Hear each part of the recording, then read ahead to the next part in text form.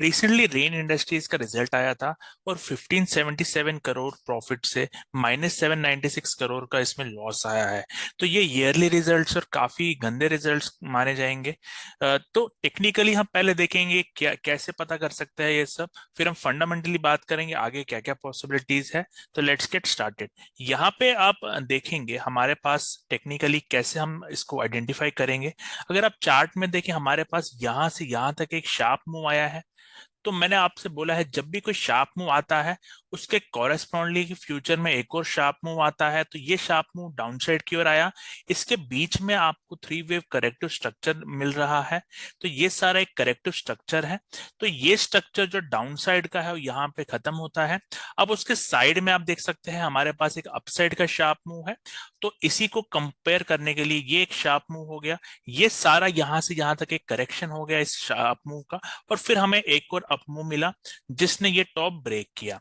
तो अब टेक्निकली जो हम वेव एनालिसिस करते हैं उसके हिसाब से ये स्ट्रक्चर पूरा होता है। और मैं आपको अक्सर बोलता हूं जब भी कोई स्विंग ब्रेकआउट होता है तो वहां पे आपको थोड़ा अटेंशन लेना चाहिए, क्योंकि इन्हीं जो ये स्ट्रक्चर होते हैं ब्रेकआउट होते हैं इन्हीं के ऊपर लिक्विडिटी होती है। और जैसे इसने वो लिक्विडिटी की है, यहाँ ग्रैब की है, यहाँ पे सेलिंग आई है और एक शार्प सेलिंग इसमें आ गई है। आप टॉप में देखिए यहीं पे एक सप्लाई जोन है। अगर मैं वीकली चार्ट में इसमें दिखाऊंगा आपको, यहीं से एक सप्लाई जोन है जिसकी वजह से एक शार्प सेलिंग आई है।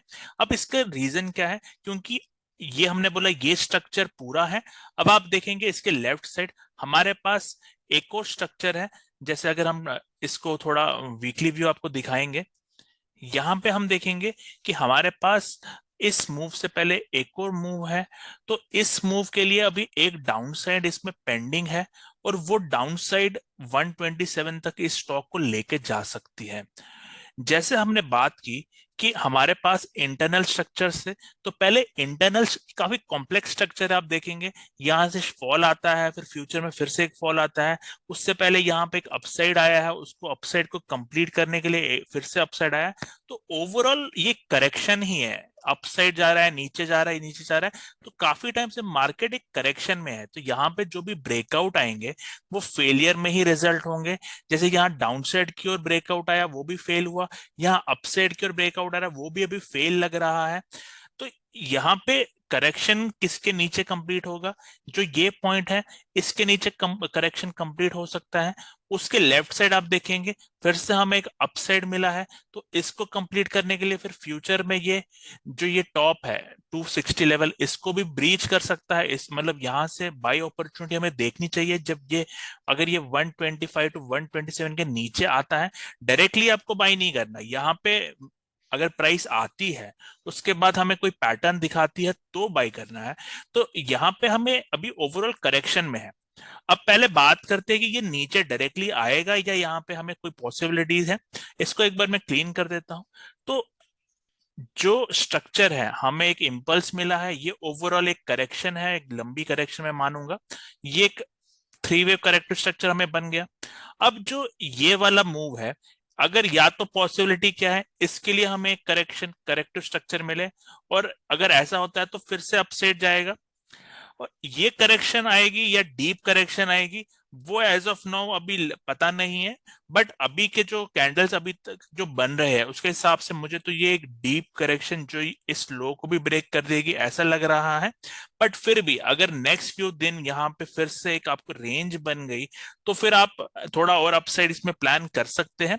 बट बड़े टाइम फ्रेम के स्ट्रक्चर के लिए ये लो इंपॉर्टेंट है, जिसे ब्रेक होता हुआ मैं देख रहा हूँ, मे बी यहाँ से या इसके ऊपर से। अगर ऐसा होता है तो हम इसमें थोड़ा बुलिश हो जाएंगे, क्योंकि इसके बाद हमारे पास एक स्ट्रक्चर है जो अपसाइड की ओर इसको लेके जा सकता है। बट ये स्ट्रक्चर के बाद भी अगर आप फिर से लेफ्ट में आए तो हमारे पास और एक कॉम्प्लेक्स स्ट्रक्चर है जो डाउन साइड का है, विच मीन्स इस अपसाइड के बाद यहाँ फिर से एक डाउन साइड आ सकता है। तो काफी मतलब कॉम्प्लेक्स करेक्शन में ये स्टॉक है। जैसे अगर मैं फिर से मंथली बेसिस आपको बताऊं, यहाँ पे हमें मंथली बेसिस क्या हुआ है, हमें एक शार्प मूव डाउन साइड की ओर मिला है, शार्प मूव अपसाइड की ओर मिला है। तो जब भी आपके साथ एक sharp move down side, sharp move upside मिले, तो समझ जाना ये एक कॉम्प्लेक्स करेक्शन कर रहा है स्टॉक। इसके बाद क्या एक्सपेक्टेड है, हमें यहाँ पे करेक्टिव स्ट्रक्चर मिलेगा। अब ओवरऑल आप देखेंगे कि यहाँ पे प्राइस एक करेक्शन में ही है। जब ये करेक्शन पूरी होगी, यहाँ पे क्या होगा, हमें फिर से एक स्ट्रॉन्ग अपसाइड मिल सकता है, जो इस इम्पल्स के लिए एक इम्पल्सिव मूव मिलेगा।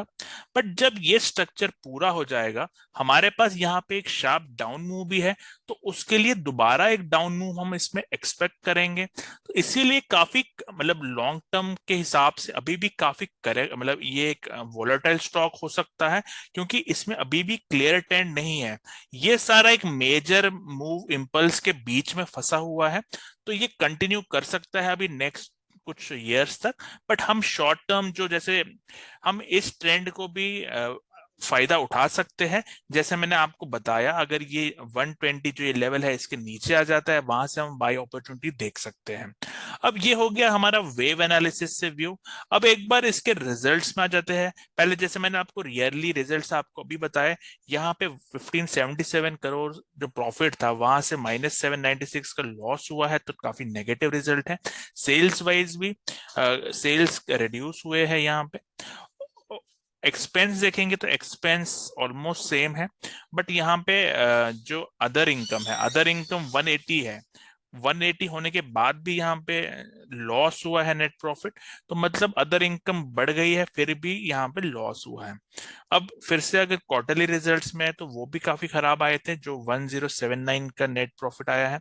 जो पिछले में भी लॉस हुआ था, इसमें वो लॉस वाइडन हुआ है। तो काफी नेगेटिव रिजल्ट्स आ रहे हैं। सेल्स भी कोई ग्रो नहीं कर रही।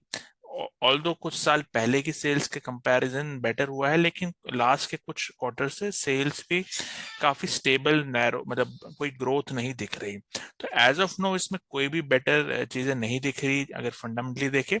बट अगर बात करें इसके शेयर होल्डिंग पैटर्न की, यहाँ पे एक चीज जो अच्छी है वो है प्रमोटर्स की होल्डिंग अभी तक रिड्यूस नहीं हुई है, तो एक अच्छा साइन है। बट यहाँ पे एक चीज जो गलत दिख रही है वो है कि पब्लिक होल्डिंग कंटिन्यूसली आप देखेंगे बढ़ रही है, 41 से 46।